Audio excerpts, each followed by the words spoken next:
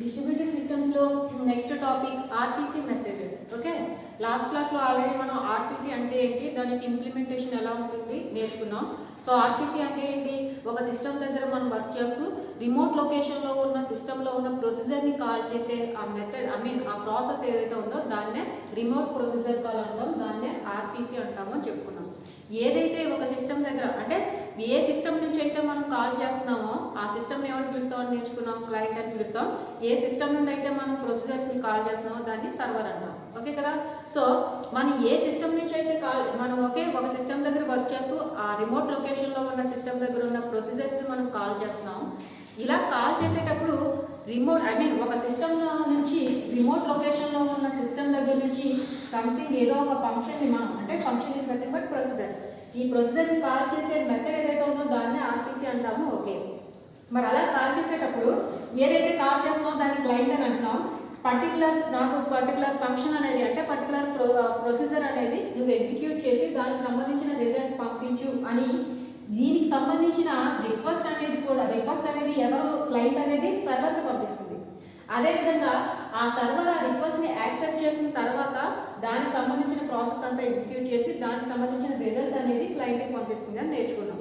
మరి ఇలా పంపించేటప్పుడు క్లయింట్ అనేది రిక్వెస్ట్ని సర్వర్కి పంపిస్తున్నా, ఆ రిక్వెస్ట్ని కాస్త ఎగ్జిక్యూట్ చేసి సర్వర్ అనేది తిరిగి రిప్లై ఫామ్లో క్లయింట్కి పంపిస్తున్నా, ఓవరాల్గా ఈ ప్రాసెస్ అంతా కూడా ఎలా జరుగుతుంది అంటే మనం మెసేజ్ ఫామ్లో జరుగుతుంది అని నేర్చుకున్నాం. ఓకే కదా. ఓవరాల్గా డిస్ట్రిబ్యూటెడ్ సిస్టమ్స్ అన్నీ కూడా డిఫరెంట్ లొకేషన్స్లో ఉన్న సిస్టమ్స్ అన్నీ కూడా కోఆర్డినేట్ అవుతాయి. ఇలా కోఆర్డినేట్ అవుతున్నాయి అంటే దేని ద్వారా కోఆర్డినేట్ అవుతాయని నేర్చుకున్నాం, మెసేజెస్ ద్వారా కోఆర్డినేట్ అవుతాయని నేర్చుకున్నాం. సో ఇప్పుడు మనం నేర్చుకునే టాపిక్ ఏంటంటే ఆర్టీసీ. సో ఆర్టీసీ అంటే ఏంటి అంటే remote procedure call. Remote procedure call అంటే రిమోట్ లొకేషన్లో ఉన్న సిస్టంలో మనం ఏదో ఒక ఫంక్షన్ని ప్రొసీజర్ని ఎగ్జిక్యూట్ చేసి దానికి సంబంధించిన రిజల్ట్ని కాస్త మన సిస్టంలోకి తెచ్చుకునే ఆ ప్రాసెస్ని రిమోట్ ప్రొసీజర్ కాల్ అంటాము. ఓకే, మరి ఇలా తెచ్చుకునేటప్పుడు ఇక్కడ క్లయింట్ అనేది సర్వర్ని రిక్వెస్ట్ చేస్తున్నా, సర్వర్ దానికి సంబంధించిన రిజల్ట్ని ఎగ్జిక్యూట్ చేసి రిప్లై ఫామ్లో పంపిస్తున్నా, ఓవరాల్గా ఇదంతా కూడా మెసేజెస్ ఫామ్లో జరుగుతుంది అని నేర్చుకున్నాం. సో ఆ మెసేజెస్ ఫామ్లో ఎలా జరుగుతుంది అనేది చెప్పేదే RTC messages. Okay, so RTC అనగానే రిమోట్ లొకేషన్లో ఉన్న ప్రొసీజర్స్ని కాస్త మనం యాక్సెస్ చేస్తున్నామో నేర్చుకున్నాము. ఇలా డిస్ట్రిబ్యూటెడ్ సిస్టమ్ ఎప్పుడైతే మనం డిజైన్ చేసుకున్నామో ఈ డిస్ట్రిబ్యూటెడ్ సిస్టంలో డిఫరెంట్ సిస్టమ్స్లో ఉన్న ప్రొసీజర్స్ అన్ని డిఫరెంట్ సిస్టమ్స్ అనేవి కాల్ చేసుకుంటూ ఉంటాయి. అట్ ది సేమ్ టైం లేదు ఒకే సిస్టమ్ డిఫరెంట్ ప్రొసీజర్స్ని ఒకే సిస్టమ్ కూడా రిమోట్ లొకేషన్లో ఉన్న సిస్టమ్స్ దగ్గర నుంచి డిఫరెంట్ ప్రొసీజర్స్ని ఇది ఎగ్జిక్యూట్ చేసి దానికి సంబంధించిన రిజల్ట్ అనేది యాక్సెస్ చేయొచ్చు. అదేవిధంగా మనం ఏదైతే రిమోట్ లొకేషన్లో ఉన్న సిస్టమ్ నుంచి యాక్సెస్ చేస్తామని చెప్పుకున్నామో ఆ రిమోట్ లొకేషన్లో ఉన్న సిస్టమ్ దగ్గర కూడా ఏమవుతుంది, దానికి డిఫరెంట్ రిక్వెస్ట్లు వస్తాయి. ప్రొసీజర్కి సంబంధించిన ఎగ్జిక్యూషన్ రిక్వెస్ట్లు వస్తాయి. వాటన్నిటిని అది ప్రాసెస్ చేసి డిఫరెంట్ సిస్టమ్స్కి పంపిస్తుంది. అంటే మనకి డిఫరెంట్ మెసేజెస్ అనేవి డిఫరెంట్ సిస్టమ్స్ నుంచి ఓవరాల్గా కమ్యూనికేట్ అవుతూ ఉంటాయి. మరి ఇలా జరిగేటప్పుడు మనకి క్లయింట్ నుంచి మెసేజ్ వెళ్తుంది, అదేవిధంగా సర్వర్ అనేది ఎగ్జిక్యూట్ చేసి సర్వర్ నుంచి కూడా తిరిగి రిప్లై ఫామ్ వస్తుంది. ఈ రిప్లై ఫామ్ రావడం కానీ రిక్వెస్ట్ రావడం కానీ ఒకే సిస్టమ్ నుంచి అయితే రాదుగా, డిఫరెంట్ సిస్టమ్స్ నుంచి రావచ్చు. లేదు ఒకే సిస్టమ్ నుంచి ఒకే రిక్వెస్ట్ ఏమీ వెళ్తూ నెంబర్ ఆఫ్ రిక్వెస్ట్ అనేవి వెళ్ళచ్చు. సో ఇలా ఏదైతే మెసేజెస్ అనేవి ట్రాన్స్ఫర్ అవుతున్నాయో ఈ మెసేజెస్ ట్రాన్స్ఫర్ అయ్యేటప్పుడు కాలర్ అంటే మీనింగ్ క్లయింట్, ఏదైతే మన రిక్వెస్ట్ని పంపిస్తున్నాము ఆ సిస్టమ్ని క్లయింట్ అని చెప్పుకుంటున్నామో ఈ క్లయింట్ సిస్టమ్ని మనం ఏమని పిలుస్తాము అంటే కాలర్ అని కూడా పిలుస్తాం. ఓకే, అదేవిధంగా ఏదైతే సిస్టమ్ ఈ రిక్వెస్ట్ని యాక్సెప్ట్ చేస్తుందో దాన్ని సర్వర్ అని చెప్పుకుంటున్నామో దాన్ని కాస్త మనం ఏమని పిలుస్తాము అంటే కాలీ అని కూడా పిలవచ్చు. ఓకే కదా. సో మనకి ఏదైతే మెసేజ్ కాలర్ నుంచి వెళ్తుందో ఆ మెసేజ్ కానీ లేదు కాలీ అనేది రిక్వెస్ట్ తీసుకుని దాన్ని ప్రాసెస్ చేసి రిప్లైని రిజల్ట్ని తిరిగి క్లయింట్కి పంపిస్తుందో ఆ మెసేజ్ కానీ ఇలా డిఫరెంట్ మెసేజెస్ ఉన్నప్పుడు మనకి క్లయింట్ దగ్గర ఉన్న మెసేజ్కి ఒక స్ట్రక్చర్ ఉంటుంది. అదేవిధంగా ఆ రిక్వెస్ట్ని కాస్త యాక్సెప్ట్ చేసి దాన్ని కాస్త ప్రాసెస్ చేసిన కాలీ లేదా సర్వర్ ఏదైతే ఉందో దాని దగ్గర ఉన్న మెసేజ్కి వేరే స్ట్రక్చర్ అనేది ఉంటుంది. ఓకే కదా. సో డిస్ట్రిబ్యూటెడ్ సిస్టమ్ అనగానే డిఫరెంట్ లొకేషన్స్లో ఉన్న సిస్టమ్స్ అన్నీ కూడా కోఆర్డినేట్ అవ్వడం ఓకే. మనం చెప్పుకునేదంతా కూడా ఆర్టీసీ గురించి చెప్పుకున్నాం. ఆర్టీసీ అనగానే ఏం చెప్పుకున్నాం, రిమోట్ లొకేషన్లో ఉన్న ప్రొసీజర్స్ని కాల్ చేసే సిస్టమ్ ఏదైతే ఉందో దాన్నే ఆర్టీసీ అంటాం. సో ఇలా రిమోట్ లొకేషన్లో ఉన్న సిస్టమ్స్ మనం కాల్ చేసేటప్పుడు ఈ కాల్ చేసే సిస్టమ్ అంటే క్లయింట్ ఏదైతే ఉందో ఆ క్లయింట్ దగ్గర మెసేజ్ ఏదైతే వెళ్తుందో రిక్వెస్ట్ ఫామ్లో దానికంటూ ఒక స్ట్రక్చర్ ఉంటుంది. అట్ ది సేమ్ టైం ఆ రిక్వెస్ట్ని ఏదైతే యాక్సెప్ట్ చేసిందో ఆ రిక్వెస్ట్ని యాక్సెప్ట్ చేసి అది ఎగ్జిక్యూట్ చేసిన తర్వాత ఆ రిప్లైని పంపించే సర్వర్ నుంచి రిప్లై ఏదైతే వస్తుందో అది కూడా మెసేజ్ ఫామ్లోనే వస్తుంది కదా. ఈ రిప్లై వచ్చే ఆ మెసేజ్కి వేరే స్ట్రక్చర్ ఉంటుంది. ఓకే, సో ఆ స్ట్రక్చర్స్ ఎలా ఉంటాయి చెప్పే కాన్సెప్టే ఏంటంటే ఆర్టీసీ మెసేజెస్. ఓకే కదా, క్లయింట్ నుంచి వెళ్ళే మెసేజ్కి ఒక స్ట్రక్చర్ ఉంటుంది, అంటే డిఫరెంట్ స్ట్రక్చర్స్ ఉంటాయి. క్లయింట్ నుంచి వెళ్ళే మెసేజ్కి ఒక స్ట్రక్చర్ ఉంటుంది, సర్వర్ నుంచి వచ్చే మెసేజ్కి వేరే స్ట్రక్చర్ ఉంటుంది. ఎందుకోసం అంటే క్లయింట్ నుంచి వెళ్ళేటప్పుడు ఆ క్లయింట్ ఎక్కడి నుంచి వస్తుంది, దానికి సంబంధించిన రిక్వెస్ట్ ఏంటి, ఇవన్నీ కూడా క్లయింట్లో ఉంటాయి.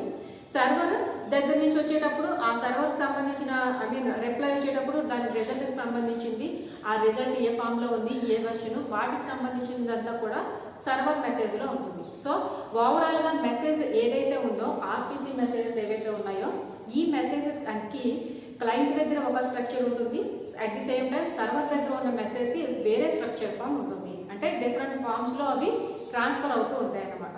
సో ఆ స్ట్రక్చర్ గురించి చెప్పే కాన్సెప్ట్ ఏంటంటే ఆర్టీసీ మెసేజెస్. ఓకే కదా, సో ఈ ఆర్టీసీ మెసేజ్లో ఫస్ట్ ఏం చెప్తున్నాను నేను, క్లయింట్ దగ్గర ఉన్న మెసేజ్ అయితే వేరే ఒక స్ట్రక్చర్ ఉంటుంది, సర్వర్ దగ్గర ఉన్న మెసేజ్ అయితే అనదర్ స్ట్రక్చర్ ఉంటుంది. ఫర్ ఎగ్జాంపుల్ ఫస్ట్ మన క్లయింట్ దగ్గర ఉన్న మెసేజ్ అనేది ఎలా సర్వర్కి ట్రాన్స్ఫర్ అవుతుందో చూద్దాం. ఓకే, అంటే క్లయింట్ ఒక రిక్వెస్ట్ని మనకి పంపించింది. సో క్లయింట్ అనేది ఈ రిక్వెస్ట్ని పంపించినప్పుడు ఆ క్లయింట్ రిక్వెస్ట్ కాస్త మనం ఎలా వెళ్తుంది అని చెప్పుకున్నాం, ఆర్టీసీ ఇంప్లిమెంటేషన్లో కూడా నేర్చుకున్నాం. ఆ మెసేజ్ కాస్త ఆ రిక్వెస్ట్ కాస్త ఇన్ కేస్ మనం పంపేదంతా కూడా రిమోట్ ప్రొసీజర్ కాదు, అంటే ప్రొసీజర్స్ని కాల్ చేస్తున్నాం. ఇలా ప్రొసీజర్స్ని కాల్ చేస్తున్నాము అంటే మీనింగ్ ఏంటంటే మనం ప్రొసీజర్స్ని ఎప్పుడైతే కాల్ చేస్తున్నామో, procedure is nothing but function అని తెలుసుకున్నాం. ఎప్పుడైతే మనం ప్రొసీజర్ని కాల్ చేస్తున్నామో అలా కాల్ చేసేటప్పుడు దానికి సంబంధించిన ఆర్గ్యుమెంట్స్ కూడా పంపిస్తాం. ఈ ఆర్గ్యుమెంట్స్ ద్వారా డేటా అనేది పాస్ అవుతుంది అని నేర్చుకున్నాం. ఎప్పుడైతే ఆర్గ్యుమెంట్స్ని మనం పాస్ చేస్తున్నామో డేటా అనేది పాస్ అవుతుందో కంపల్సరీ మీరు పంపించే డేటా అంతా కూడా ఒక మెసేజ్ ఫామ్లో కన్వర్ట్ అవ్వాలి అని నేర్చుకున్నాం. అలా మెసేజ్ ఫామ్లో కన్వర్ట్ అవ్వడానికి మనం యూజ్ చేసేది ఏంటి అంటే స్టబ్ అని నేర్చుకున్నాం. ఓకే కదా, ఆర్టీసీ ఇంప్లిమెంటేషన్లో ఆల్రెడీ నేర్చుకున్నాం. సో ఈ స్టబ్ ఏం చేస్తుంది, క్లయింట్ దగ్గర ఉంటే క్లయింట్ స్టబ్ అంటాం, సర్వర్ దగ్గర ఉంటే సర్వర్ స్టబ్ అంటాం. ఈ స్టబ్ కాస్త ఏం చేస్తుంది అనమాట, మెసేజ్ సర్వర్కి పంపించేటప్పుడు దాని కాస్త ఆ డేటాను అంతా కూడా మెసేజ్ ఫామ్లో కన్వర్ట్ చేస్తుంది. అట్ ది సేమ్ టైం తిరిగి సర్వర్ నుంచి వచ్చినప్పుడు తిరిగి సిస్టమ్కి అర్థం కావాలంటే మళ్ళీ ఏం చేయాలి, ఆ మెసేజ్ని కాస్త తిరిగి డేటా ఫామ్లో కన్వర్ట్ చేయాలి. సో ఆ డేటా ఫామ్లో కన్వర్ట్ చేసే వర్క్ కూడా ఎవరు చేస్తారు, ఆర్టీసీ స్టబ్ చేస్తుంది. అది క్లయింట్ దగ్గర ఉంటే క్లయింట్ స్టబ్, సర్వర్ దగ్గర ఉంటే సర్వర్ స్టబ్. ఏదైతే మెసేజ్ ఫామ్లో కన్వర్ట్ చేస్తుంది స్టబ్ అని చెప్పుకుంటామో ఆ మెసేజ్ ఫామ్లో కన్వర్ట్ అయ్యేటప్పుడు క్లయింట్ దగ్గర ఉండే మెసేజ్ అయితే ఒక స్ట్రక్చర్లో మెసేజ్ అనేది కన్వర్ట్ అయ్యి ట్రాన్స్ఫర్ అవుతుంది, సర్వర్ దగ్గర వేరే స్ట్రక్చర్లో కన్వర్ట్ అయ్యి ట్రాన్స్ఫర్ అవుతుంది. సో ఆ స్ట్రక్చర్ ఎలా ఉంటుందో చెప్పే కాన్సెప్ట్ ఏమని చెప్పుకుంటున్నాం, RTC messages. For example client నుంచి ఒక మెసేజ్ సర్వర్కి వెళ్తుంది అనుకోండి. సో క్లయింట్ నుంచి మెసేజ్ సర్వర్కి వెళ్తుంది అంటే క్లయింట్ దగ్గర ఉన్న మెసేజ్లో ఫస్ట్ ఏముంటుంది అంటే మెసేజ్ ఐడెంటిఫైయర్ ఉంటుంది. ఓకే, మెసేజ్ ఐడెంటిఫైయర్ మనం డిఫరెంట్ నెంబర్ ఆఫ్ ఏం చెప్పుకుంటున్నాం, ఒక క్లయింట్ నుంచి ఒక సర్వర్కి, లేదు రిమోట్ లొకేషన్లో ఉన్న ప్రొసీజర్స్ని సిస్టమ్ దగ్గర ప్రొసీజర్స్ని ఎగ్జిక్యూట్ చేసి కాల్ చేస్తున్నాం అంటే ఆ రిమోట్ లొకేషన్లో ఉన్న సిస్టమ్ దగ్గరికి ఒకే కాల్ ఏమీ వెళ్ళదుగా, డిఫరెంట్ సిస్టమ్స్ నుంచి కాల్స్ వెళ్తాయి. అట్ ది సేమ్ టైం ఒక సిస్టమ్ నుంచి ఒక రిక్వెస్ట్ని మాత్రమే మనం పంపించగా నెంబర్ ఆఫ్ మెసేజెస్ని అంటే నెంబర్ ఆఫ్ ప్రొసీజర్స్ని మనం కాల్ చేసుకోవచ్చు. ఒక సిస్టమ్ నుంచే నెంబర్ ఆఫ్ మెసేజెస్ని కాల్ చేసుకోవచ్చు, లేదు అంటే డిఫరెంట్ సిస్టమ్స్ నుంచి కూడా ఒక సర్వర్కి ఒక రిమోట్ లొకేషన్లో ఉన్న సిస్టమ్కి నెంబర్ ఆఫ్ రిక్వెస్ట్లు అనేవి రావచ్చు, ప్రొసీజర్ రిక్వెస్ట్లు. సో ఇలా వచ్చేటప్పుడు మరి ఆ మెసేజ్ అనేది దాని యొక్క ఎన్ని డిఫరెంట్ నెంబర్ ఆఫ్ ప్రొసీజర్ రిక్వెస్ట్లు వచ్చినప్పుడు ఏ రిక్వెస్ట్ అంటే ఏ నెంబర్ అంటే ఏ మెసేజ్ సంబంధించింది అంటే ఆ మెసేజ్ దేనికి సంబంధించింది అని ఐడెంటిఫై చేయడానికి మెసేజ్ ఐడెంటిఫైయర్ యూజ్ చేస్తాం. ఇప్పుడు నెంబర్ ఆఫ్ మెసేజెస్ వచ్చాయనుకోండి, ఆ నెంబర్ ఆఫ్ మెసేజెస్ వచ్చినప్పుడు ఏ మెసేజ్ తర్వాత ఏముంది 1 by 1. సో ఒక మెసేజ్ అనేది దేనికి సంబంధించింది అంటే ఒక రిక్వెస్ట్ అనేది దేనికి సంబంధించింది ఎలా తెలియాలి అంటే ఈచ్ అండ్ ఎవ్రీ రిక్వెస్ట్ అంటే మనం ఏదైతే మెసేజ్ అని చెప్పుకుంటున్నామో ఈచ్ అండ్ ఎవ్రీ మెసేజ్కి కూడా ఒక ఐడెంటిఫైయర్ ఉండాలి. సో క్లయింట్ నుంచి వెళ్ళేటప్పుడు కంపల్సరీ ఫస్ట్ ఏముంటుంది అంటే మెసేజ్ ఐడెంటిఫైయర్ ఉంటుంది. మెసేజ్ ఐడెంటిఫైయర్ దేని గురించి చెప్తుంది అంటే మనం ఏదైతే ప్రొసీజర్ని కాల్ చేస్తున్నామో ఈ ప్రొసీజర్ని కాల్ చేసేటప్పుడు ఒకే ప్రొసీజర్ని మనం కాల్ చేయము అదే కదా. సర్వదా ఏదో రిమోట్ లొకేషన్లో ఉంది, నా సిస్టమ్ నుంచి నేను ఒకే ప్రొసీజర్ని కాల్ చేయాలి అంటే ఒకే ప్రొసీజర్కి సంబంధించిన ఎగ్జిక్యూషన్ అంతా రిమోట్ లొకేషన్లో ఉన్న సిస్టమ్ దగ్గర ఎగ్జిక్యూట్ చేసి తీసుకోవాలనే రూల్ లేదు. నాకు నెంబర్ ఆఫ్ ప్రొసీజర్స్ అనేవి రిమోట్ లొకేషన్లో ఎగ్జిక్యూట్ చేసి తీసుకోవాల్సిన అవసరం వచ్చింది అనుకోండి, ఈ నెంబర్ ఆఫ్ మెసేజెస్ సంబంధించిన రిక్వెస్ట్లన్నీ కూడా పంపిస్తాను. సో ఈచ్ అండ్ ఎవ్రీ రిక్వెస్ట్కి కూడా కంపల్సరీ ఎలా వెళ్తుంది మెసేజ్ ఫామ్లో వెళ్తుంది. ఇలా మెసేజ్ ఫామ్లో వెళ్ళేటప్పుడు ఈచ్ అండ్ ఎవ్రీ రిక్వెస్ట్కి కూడా మీరు మెసేజ్ని కూడా ఐడెంటిఫై చేయడానికి కంపల్సరీ దానికి ఒక ఐడెంటిఫైయర్ ఉండాలి. So that is nothing but message identifier. Okay, so ఒకసారి మెసేజ్ ఐడెంటిఫైర్ అయిపోయిన తర్వాత నెక్స్ట్ ఉండేది ఏంటి అంటే మెసేజ్ టైప్ ఉంటుంది. ఓకే, సో మనం ఎప్పుడైతే message identifier each and every రిక్వెస్ట్ని ఐడెంటిఫై చేయడానికి అంటే ఈ రిక్వెస్ట్ అనేది ఫస్ట్ రిక్వెస్ట్ అనేది ఈ రిక్వెస్ట్ ఈ ప్రాసెస్ సంబంధించింది. నెక్స్ట్ ఇంకొక రిక్వెస్ట్, ఇలా రిక్వెస్ట్లన్నీ ఐడెంటిఫై చేయడానికి మెసేజ్ ఐడెంటిఫైయర్ ఉంది. ఓకే, నెక్స్ట్ మీరు ఏ ప్రొసీజర్ని అయితే మీరు దేన్నైతే కాల్ చేస్తున్నారో కాల్ చేయాలి అని అనుకుంటున్నారో ఆ ప్రొసీజర్ని కాల్ చేయడానికి సంబంధించిన టైప్ అనేది మెసేజ్ టైప్ అన్నమాట. అంటే ఫర్ ఎగ్జాంపుల్ మీరు ఒక ఫంక్షన్ని రిమోట్ లొకేషన్లో ఉన్న ఫంక్షన్ని కాస్త మీరు కాల్ చేయాలి అని అనుకుంటున్నారు. ఇలా రిమోట్ లొకేషన్లో ఉన్న ఫంక్షన్ని కాల్ చేసేటప్పుడు మీరు ఏ ఫంక్షన్ని కాల్ చేస్తున్నారు సో దానికి సంబంధించింది చెప్పేది ఏంటి అంటే message type. Okay, next message identifier message type అయిపోయిన తర్వాత నెక్స్ట్ మనకు ఉండేది ఏంటంటే RTC remote procedure call. Okay, ఈ ఆర్టీసీలో మనకి 3 సెక్షన్స్ ఉంటాయి. ఆ 3 సెక్షన్స్ ఏంటి అంటే first one program number. Okay కదా, ఫస్ట్ వన్ ఏంటంటే ప్రోగ్రామ్ నెంబర్. అంటే మనం ఒక ఫంక్షన్ కాల్ చేస్తున్నాం, ఒక ఫంక్షన్ ఎగ్జిక్యూట్ చేస్తున్నాం రిమోట్ లొకేషన్లో ఉన్న సిస్టమ్ దగ్గర. ఆ ఫంక్షన్ అనేది ఏంటి అని చెప్పాను నేను, ఈచ్ అండ్ ఎవ్రీ ఫంక్షన్ని మనం మాడ్యూల్ లేదా ప్రొసీజర్ అని అంటాం. అది కాస్త sub program in a program అంతే కదా. ఒక ప్రోగ్రాంలో ఉన్న ఒక సబ్ ప్రోగ్రామ్ని ఒక చిన్న పార్ట్ని ఏమని పిలుస్తాము అంటే ప్రొసీజర్ లేదా ఫంక్షన్ అని పిలుస్తాం.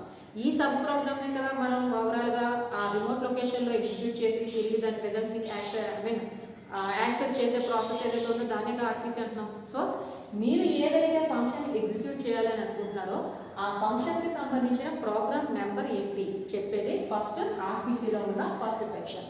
ఓకే, సో ఈ ప్రోగ్రామ్ నెంబర్ చెప్పిన తర్వాత మనకు ఉండేది ఏంటంటే వెర్షన్ నెంబర్. ఒకసారి ప్రోగ్రామ్ నెంబర్ ఆర్టీసీలో ఫస్ట్ సెక్షన్ ఏంటంటే ప్రోగ్రామ్ నెంబర్. సో ఆ ఫంక్షన్ అనేది ఏ ప్రోగ్రామ్కి సంబంధించింది ఆ ప్రోగ్రామ్ నెంబర్ చెప్పేది ఫస్ట్ సెక్షన్. నెక్స్ట్ వన్ ఏంటంటే దానికి సంబంధించిన వెర్షన్ ఏంటి, ఓకే ఆ ప్రోగ్రామ్కి సంబంధించిన వెర్షన్ ఏంటి చెప్పేది. నెక్స్ట్ థర్డ్ వన్ ఏంటి ఆర్టీసీలో అంటే ప్రొసీజర్ నెంబర్. ఓకే, సో ఒక ప్రోగ్రాంలో ఒకే ప్రొసీజర్ ఏమి ఉండదుగా, procedure is nothing but function.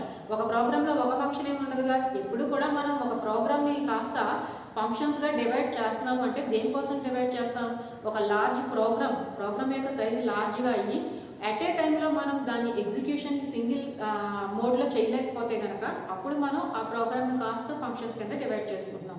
అంటే ఆ ప్రోగ్రాంలో నెంబర్ ఆఫ్ ఫంక్షన్స్ ఉన్నాయి అని అర్థం. సో మీరు కాల్ చేసే ప్రొసీజర్ కాస్త ఏ ప్రోగ్రామ్కి సంబంధించింది ఆ ప్రోగ్రామ్ నెంబరు, దానికి సంబంధించిన version and at the same time ఆ ప్రోగ్రాంలో నెంబర్ ఆఫ్ ప్రొసీజర్స్ ఉంటాయి. మీరు ఏ ప్రొసీజర్ని కాల్ చేయాలనుకుంటున్నారు ఆ ప్రొసీజర్కి సంబంధించిన నెంబర్. ఓకే, ఈ 3 కూడా ఇందులో ఉంటాయంటే ఆర్టీసీలో ఉంటాయి. ఓకే కదా, సో ఈ 3కి సంబంధించిన ఆ సెక్షన్ అయిపోయిన తర్వాత నెక్స్ట్ లాస్ట్లో ఉండే సెక్షన్ ఏంటి అంటే ఆర్గ్యుమెంట్స్ ఉంటాయి. ఓకే, సో ఆల్రెడీ మనం నేర్చుకున్నాం ఆర్టీసీ గురించి, దాని ఇంప్లిమెంటేషన్ గురించి నేర్చుకునేటప్పుడే మనం ఒక ఫంక్షన్ని రిమోట్ లొకేషన్లో ఉన్న ఫంక్షన్ని కాల్ చేస్తున్నాము అంటే కంపల్సరీ ఆ ఫంక్షన్ రిక్వెస్ట్తో పాటు దానికి సంబంధించిన డేటా అనేది ఫంక్షన్ నుంచి ఫంక్షన్స్కి ఎలా పాస్ అవుతుందంటే త్రూ పారామీటర్స్ ద్వారా అంటే ఆర్గ్యుమెంట్స్ ద్వారా పాస్ అవుతుంది అని నేర్చుకున్నాం. సో మీరు ఎప్పుడైతే ప్రొసీజర్ని కాల్ చేస్తున్నారో అంటే నాకు ఈ ప్రొసీజర్కి సంబంధించిన రిజల్ట్ కావాలి అని చెప్పి మీరు ఆ ప్రొసీజర్కి సంబంధించిన డేటాను కూడా మీరు పాస్ చేస్తారు. ఏదైతే మీరు డేటాని పాస్ చేస్తున్నారో దాన్ని ఏమని పిలుస్తాం, ఆర్గ్యుమెంట్స్ అని పిలుస్తాం. సో ఎప్పుడైతే మీరు ప్రొసీజర్స్ని కాల్ చేస్తున్నారో కంపల్సరీ ఆ మెసేజ్లో ఉండేవి ఆర్గ్యుమెంట్స్ ఉంటాయి. సో ఓవరాల్గా ఆర్పిసి మెసేజెస్ అంటే ఏంటి అంటే మనం ఎప్పుడైతే ఒక రిమోట్ లొకేషన్లో ఉన్న సిస్టమ్ దగ్గర మనం ప్రొసీజర్స్ని ఎగ్జిక్యూట్ చేసి దానికి సంబంధించిన రిజల్ట్ని యాక్సెస్ చేస్తున్నామో దాన్నే ఆర్పిసి అంటాం. ఓకే, ఇలా మీరు యాక్సెస్ చేసేటప్పుడు క్లయింట్ దగ్గర నుంచి వెళ్ళే మెసేజ్ అనేది ఒక స్ట్రక్చర్లో ఉంటుంది.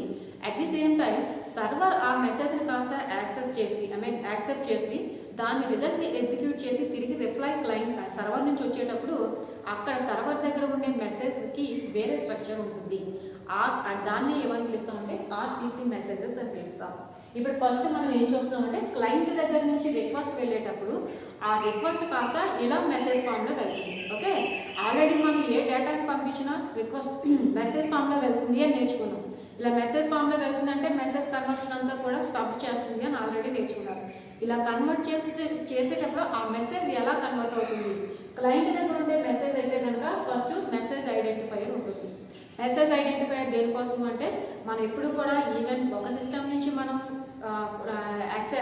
రిక్వెస్ట్ని పంపించేటప్పుడైనా సరే రిమోట్ లొకేషన్లో ప్రొసీజర్ని ఎగ్జిక్యూట్ చేసేటప్పుడు ఒక రిక్వెస్ట్ని అంటే ఒక ప్రొసీజర్ని ఎగ్జిక్యూట్ చేయించాలి అని రిక్వెస్ట్ పంపించాల్సిన రూల్ లేదు.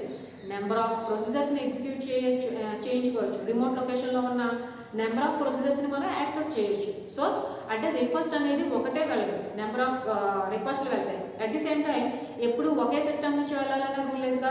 రిమోట్ లొకేషన్లో ఉన్న ప్రొసీజర్స్ని నెంబర్ ఆఫ్ సిస్టమ్స్ అన్నీ కూడా అంటే డిస్ట్రిబ్యూటెడ్ సిస్టంలో ఉన్న అన్ని సిస్టమ్స్ యాక్సెస్ చేసుకోవచ్చు. సో అంటే నెంబర్ ఆఫ్ రిక్వెస్ట్లు అనేవి నెంబర్ ఆఫ్ మెసేజెస్ అనేవి వెళ్తున్నాయి. సో ఆ మెసేజెస్ని ఐడెంటిఫై చేయడానికి ఉండే ఫస్ట్ ఏంటి అంటే మెసేజ్ ఐడెంటిఫైయర్.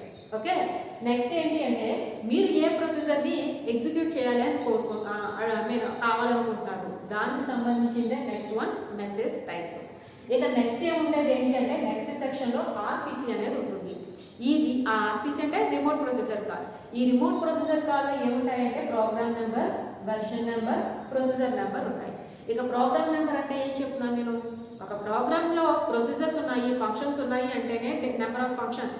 ఒక ప్రోగ్రామ్ని మనం ఫంక్షన్స్ కింద అంటే మాడ్యూల్స్ కింద డివైడ్ చేసామంటేనే నెంబర్ ఆఫ్ మాడ్యూల్స్ కింద డివైడ్ చేస్తాం. ఎందుకంటే దాని ఒక సైజు లార్జ్ అయ్యి సింగిల్ టైంలో అంటే ఒక సింగిల్ మోడ్లో మనం ఎగ్జిక్యూట్ చేయడానికి ఇంపాసిబుల్ అయితే అప్పుడేగా మనం ఫంక్షన్స్ కింద డివైడ్ చేస్తాం. అంటే నెంబర్ ఆఫ్ ఫంక్షన్స్ ఉంటాయి.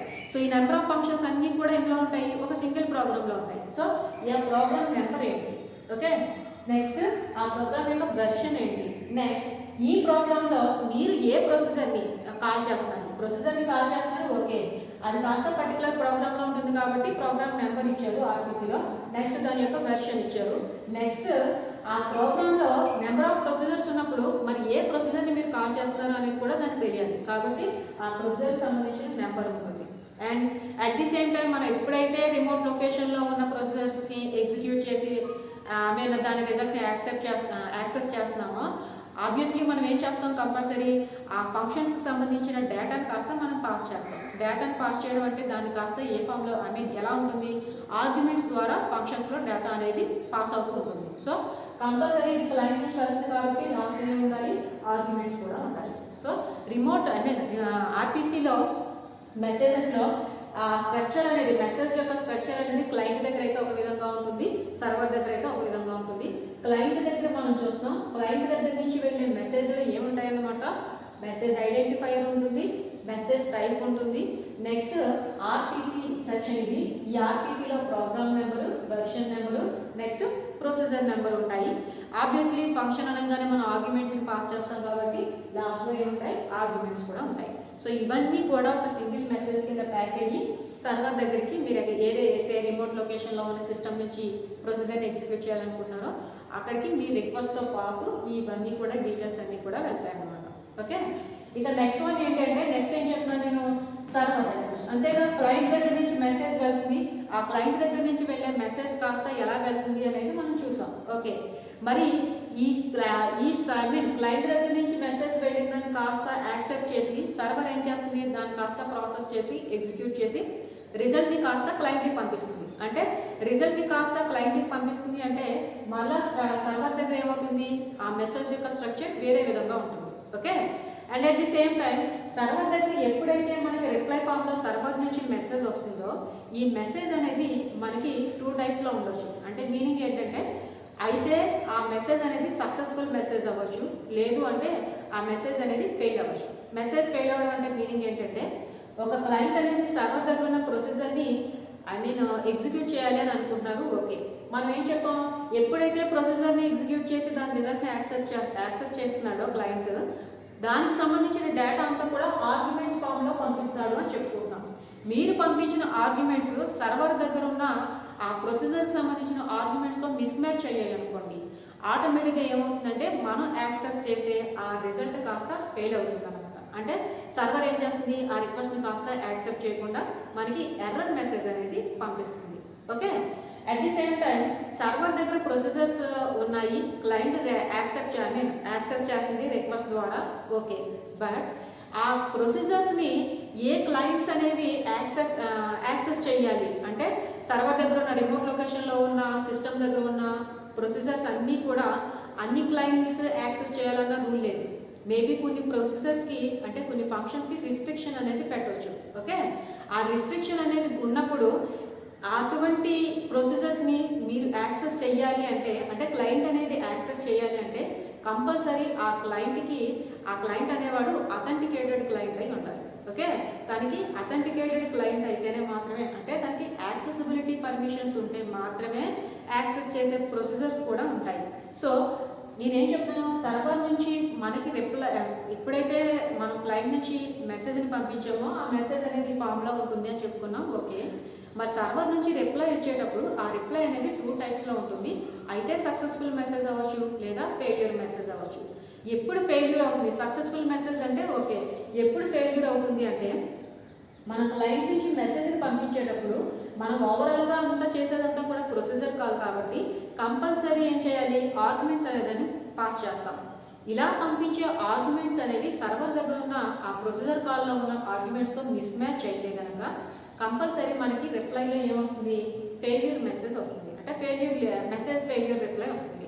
ఓకే, అదేవిధంగా రిమోట్ డిస్ట్రిబ్యూటెడ్ సిస్టమ్స్లో ఉన్నాయి. ఓకే, ఈ రిమోట్ లొకేషన్లో ఉన్న ప్రొసీజర్స్ని మీరు యాక్సెస్ చేస్తున్నారు. ఓకే, బట్ ఆ ప్రొసీజర్స్ అనేవి కొన్ని యాక్సెసిబిలిటీ పర్మిషన్స్తో కొంతమంది క్లయింట్స్కి మాత్రమే పర్మిషన్స్ ఉన్న ప్రొసీజర్స్ అనుకోండి. అంటే అందరు ఆ ప్రొసీజర్స్ని యాక్సెస్ చేయాలి అంటే క్లయింట్ అథెంటికేటెడ్ క్లయింట్ అయి ఉండాలి. అంటే తనకి యాక్సెసిబిలిటీ పర్మిషన్స్ ఉండాలి. ఇన్ కేస్ కాల్ చేసే క్లయింట్ ఎవరైతే ఉన్నాడో వాడికి ఆ ప్రొసీజర్స్ని అంటే సర్వర్ దగ్గర రిమోట్ లొకేషన్లో ఉన్న ప్రొసీజర్స్ని యాక్సెస్ చేసే పర్మిషన్స్ అంటే యాక్సెసిబిలిటీ పర్మిషన్స్ లేవనుకోండి, అప్పుడు ఏమవుతుంది, ఆ క్లయింట్ అనేవాడు అథెంటికేటెడ్ యూజర్ అవ్వడు. మరి ఎప్పుడైతే అథెంటికేటెడ్ యూజర్ అవ్వలేదో ఆటోమేటిక్గా తనకు ఇచ్చే రిప్లై మెసేజ్లో ఏముంటుంది, ఎర్రర్ మెసేజ్ ఉంటుంది, ఎర్రర్ రిప్లై అన్నమాట. అంటే యు ఆర్ నాట్ ఎలిజిబుల్ అనో సంథింగ్ ఏదో ఎర్రర్కి సంబంధించిన రిప్లై వస్తుంది తప్ప ఆ ప్రొసీజర్ని కాల్ చేశారు కదా అని ఈ క్లయింట్ కాల్ చేసిన క్లయింట్ అథెంటికేటెడ్ క్లయింట్ కాకపోయినా ఆ మెసేజెస్ని సర్వర్ అనేది ఎగ్జిక్యూట్ చేసి పంపించదు. ఎందుకు అంటే సర్వర్ దగ్గర ఉన్న అన్ని ప్రొసీజర్స్ కూడా అందరి క్లయింట్స్ కూడా యాక్సెస్ చేసే పర్మిషన్స్ ఉండకపోవచ్చు. కొన్ని ప్రొసీజర్స్ అనేవి అథెంటికేటెడ్ యూజర్స్కి మాత్రమే అలౌ చేసే పర్మిషన్స్ ఉన్న ప్రొసీజర్స్ ఉండొచ్చు. అటువంటి ప్రొసీజర్స్ని అన్ని క్లయింట్స్ కూడా యాక్సెస్ చేస్తాయి అంటే అన్ని క్లయింట్స్ యాక్సెస్ చేయలేవు. కేవలం ఎప్పుడైతే క్లయింట్ నుంచి వెళ్ళిందో అదేం చేస్తుందంటే ఆ ప్రొసీజర్స్ని కాల్ చేసే పర్మిషన్ క్లయింట్కి ఉందో లేదో చెక్ చేసుకుంటుంది. ఇన్ కేస్ ఆ క్లయింట్కి లేకపోతే ఆటోమేటిక్గా ఎర్రర్ మెసేజ్ని పంపిస్తుంది. సో ఓవరాల్గా ఏదైతే సర్వర్ నుంచి మనకు మెసేజ్ వస్తుంది అని చెప్పుకుంటున్నామో అంటే క్లయింట్ ఏదైతే రిక్వెస్ట్ని పంపించాడో ఆ రిక్వెస్ట్ని కాస్త ప్రాసెస్ చేసి ఆ ప్రాసెస్ చేసిన రిజల్ట్ని కాస్త క్లయింట్కి సర్వర్ నుంచి క్లయింట్కి పంపిస్తుందో ఆ క్లయింట్కి పంపేటప్పుడు సర్వర్ దగ్గర మనకి మెసేజ్ అనేది 2 టైప్స్లో ఉండొచ్చు. ఏంటది, ఒకటి సక్సెస్ఫుల్ మెసేజ్ సంబంధించింది, 2 ఫెయిల్యూర్ మెసేజ్కి సంబంధించింది. ఓకే, సో సర్వర్ దగ్గర నుంచి కూడా మనకి వచ్చేటప్పుడు ఫస్ట్ ఆబ్వియస్లీ ఏముంటుందంటే మెసేజ్ ఐడెంటిఫైయర్ ఉంటుంది. ఓకేగా, సర్వర్ నుంచి కూడా మనకి మెసేజ్ వెళ్ళేటప్పుడు సర్వర్ నుంచి ఒకే క్లయింట్ రిక్వెస్ట్ చేస్తాడు అని ఏం లేదు కదా. రిమోట్ లొకేషన్లో డిస్ట్రిబ్యూటెడ్ సిస్టమ్ అనగానే ఆ డిస్ట్రిబ్యూటెడ్ సిస్టంలో ఉన్న అన్ని సిస్టమ్స్ కూడా ఒక సిస్టమ్ అని కాదు, ఒక దానికొకటి కోఆర్డినేట్ అవుతున్నాయి. అంటే ఒక సిస్టమ్ ఇంకో సిస్టమ్ సంథింగ్ ప్రొసీజర్స్ని అదర్ సిస్టమ్ దగ్గర ఎగ్జిక్యూట్ చేసి యాక్సెస్ చేసుకోవచ్చు. ఇలా యాక్సెస్ చేస్తున్నాయంటే డిఫరెంట్ రిక్వెస్ట్లు అనేవి సర్వర్ దగ్గరికి వెళ్ళొచ్చు.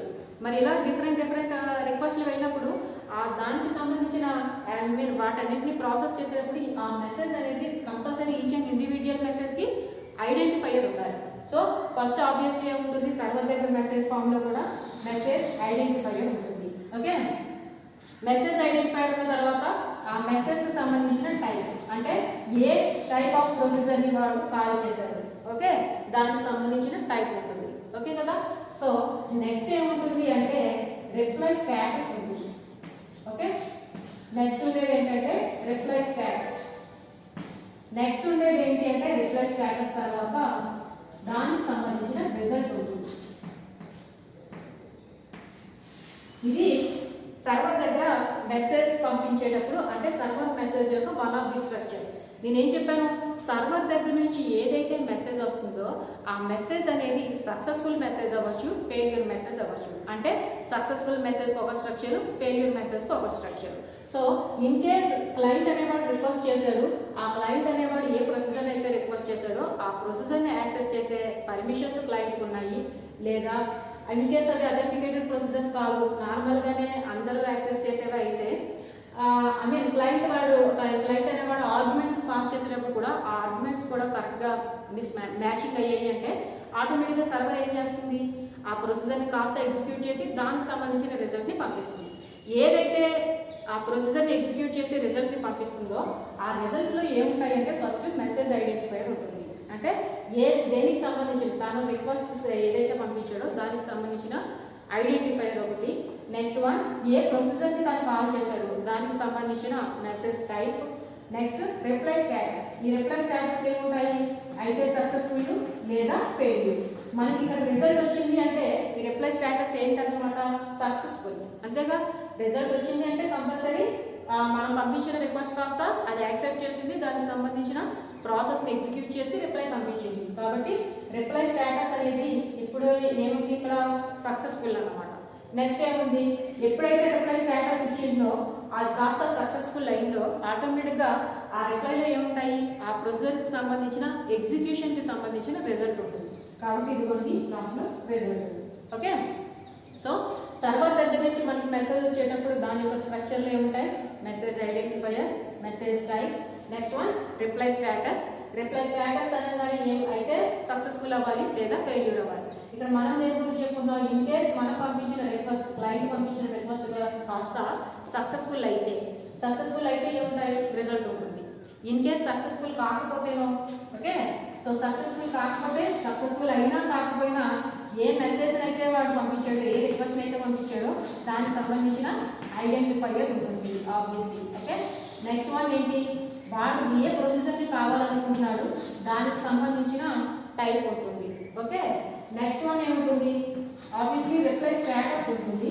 కాకపోతే ఈ రిప్లై స్టేటస్ కాస్త ఏ టైప్ ఆఫ్ స్టేటస్ అనమాట, అన్సక్సెస్ఫుల్. ఓకేనా, ఈ రిప్లై స్టేటస్ కాస్త అన్సక్సెస్ఫుల్ అయింది. ఎప్పుడైతే అన్సక్సెస్ఫుల్ అయిందో ఇక్కడ రిజల్ట్ ప్లేస్లో ఏముంటుంది, reason for failure.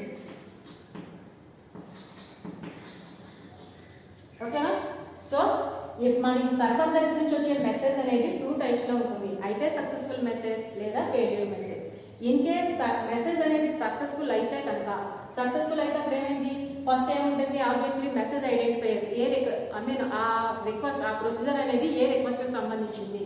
Next A ప్రొసీజర్ని call చేశాడు, message type. Next one reply status. ఈ రిప్లై స్టేటస్ సక్సెస్ఫుల్ అయితే రిజల్ట్ ఉంటుంది. ఇన్ కేస్ లేదు, క్లయింట్ అనేవాడు రిక్వెస్ట్ పంపించాడు, ఓకే, పర్టికులర్ ప్రొసీజర్కి సంబంధించిన రిజల్ట్ నాకు కావాలి అని, కానీ వాడు ఆర్గ్యుమెంట్స్ని పంపించిన ఆర్గ్యుమెంట్స్ అనేవి మిస్ మ్యాచ్ అయ్యాయి, లేదా ఈ క్లయింట్ అనేవాడు ఏదైతే ప్రొసీజర్ని రిమోట్ లొకేషన్లో ఉన్న సిస్టమ్ దగ్గర ఉన్న ప్రొసీజర్స్ని నాకు సంబంధించిన రిజల్ట్ నాకు కావాలి అని అన్నాడో ఆ ప్రొసీజర్ని యాక్సెస్ చేసే పర్మిషన్స్కి ఈ క్లయింట్ అనేవాడు అథెంటికేటెడ్ కాదు, అంటే అనాథరైజ్డ్ పర్సన్ అన్నమాట. సో ఎప్పుడైతే అనాథరైజ్డ్ పర్సన్ అయ్యాడో కంపల్సరీ ఆబ్వియస్లీ ఏమవుతుంది, సర్వర్ అనేది మేము దానికి సంబంధించిన రిజల్ట్ని కాస్త ఎగ్జిక్యూట్ చేయకుండా ఎర్రర్ మెసేజ్ పంపిస్తుంది. సో మెసేజ్ ఐడెంటిఫైయర్ ఉంటుంది, మెసేజ్ టైప్ ఉంటుంది. కానీ రిప్లై స్టేటస్ ఎప్పుడైతే అన్సక్సెస్ఫుల్ అయిందో ఆ అన్సక్సెస్ఫుల్ అయినప్పుడు ఈ రిజల్ట్ ప్లేస్ ఏమవుతుందన్నమాట, రీజన్ ఫర్ ఫెయిల్యూర్, దేని వల్ల కోసం ఆ మెసేజ్ అనేది ఫెయిల్ అయింది. ఇన్ కేస్ అనాథరైజ్డ్ క్లయింటా, లేదు అంటే కనుక వాడి పంపించిన ఆర్గ్యుమెంట్స్కి ఇక్కడ ఆర్గ్యుమెంట్స్ అంటే సర్వర్ దగ్గర ఉన్న ఆర్గ్యుమెంట్స్కి మిస్ మ్యాచ్ అయిందా, దానికి సంబంధించిన రీజన్ అనేది ఇక్కడ ఉంటుంది. Okay, so this is nothing but RPC messages. So RPC messages అంటే ఏంటన్నమాట, మనం ఏదైతే ప్రొసీజర్ని కాల్ చేస్తామో కంపల్సరీ ఆ ప్రొసీజర్ని కాల్ చేసేటప్పుడు రిక్వెస్ట్తో పాటు డేటా అనేది ట్రాన్స్ఫర్ అవుతుంది. ఈ డేటా అనేది ట్రాన్స్ఫర్ అయ్యేటప్పుడు ఆర్గ్యుమెంట్స్ రూపంలో ట్రాన్స్ఫర్ అవుతుంది అని నేర్చుకున్నాం. ఎప్పుడైతే ఆర్గ్యుమెంట్స్ రూపంలో ట్రాన్స్ఫర్ అవుతుంది అని నేర్చుకున్నామో, సో ఫస్ట్ ఏం చెప్తున్నారు అనమాట, ఇప్పుడు ఏం చెప్తున్నాను, క్లయింట్కి సర్వర్కి, అంతేగా ఏ సిస్టమ్ నుంచి అయితే కాల్ చేస్తున్నామో దాన్ని క్లయింట్ లేదా కాలర్ అంటాము, ఏ సిస్టమ్ అయితే దాన్ని ప్రాసెస్ చేసిందో దాన్ని సర్వర్ లేదా కాలీ అంటాము.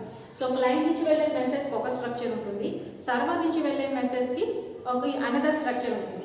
క్లయింట్ నుంచి వెళ్ళే మెసేజ్లో ఉండే స్ట్రక్చర్లో ఏముంటాయి అనమాట, message identifier, message type, next RPC section. ఇది ఈ ఆర్పిసి సెక్షన్లో ఏముంటాయంటే program number, version number, procedure number. Last compulsory మనం ఈ ఓవరాల్గా చేసేదంతా కూడా ఆర్పిసి మెసేజ్ అంటే రిమోట్ లొకేషన్లోనే ప్రొసీజర్ని కాల్ చేస్తాం. ప్రొసీజర్ని ఎప్పుడైతే కాల్ చేస్తున్నారో కంపల్సరీ ఉండాల్సింది ఏంటంటే ఆర్గ్యుమెంట్స్ ఉండాలి. ఓకే, అదే విధంగా సర్వర్ దగ్గర ఉన్న మెసేజ్ కూడా అనదర్ స్ట్రక్చర్ ఉంటుంది. కానీ సర్వర్ దగ్గర ఉన్న మెసేజ్కి అనదర్ స్ట్రక్చర్ ఉన్నప్పుడు సర్వర్ దగ్గర నుంచి మనకి మెసేజ్ వచ్చేటప్పుడు అయితే సక్సెస్ఫుల్ మెసేజ్ అవ్వచ్చు లేదా ఫెయిల్యూర్ మెసేజ్ అవ్వచ్చు. అది సక్సెస్ఫుల్ మెసేజ్ అయితే ఆ స్ట్రక్చర్ ఎలా ఉంటుంది, message identifier, message type, reply status successful అయితే దానికి సంబంధించిన రిజల్ట్ ఉంటుంది. ఇన్ కేస్ రిప్లై స్టేటస్ అనేది అన్సక్సెస్ఫుల్ అయితే ఆ ఫెయిల్యూర్కి సంబంధించిన రీజన్ ఉంటుంది. This is nothing but RPC message. Okay.